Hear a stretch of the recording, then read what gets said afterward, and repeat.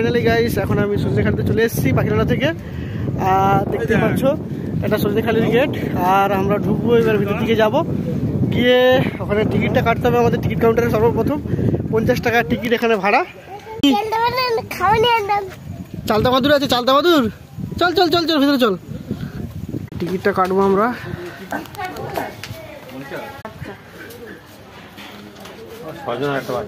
ঢুকেই আমরা বাঁ সাইডে একটা মন্দির দেখতে পেয়েছি, ঠাকুরের মন্দির। বন্ধুরা টিকিট কাটা হয়ে গেছে Sundarban tiger conservation foundation trust. তো 50 টাকা করে দুজনের 100 টাকা নিল। পুরো ভিউটা আমি একবার এক পলকে দেখিয়ে দিচ্ছি আপনাদেরকে, দেখতেই পাচ্ছেন পুরো সজনেখালির ভিতরটা। কাঠা দেখতে পাওয়া যায়, দেখতেই পাচ্ছ এখানে একটা পুকুর টাইপের করা আছে।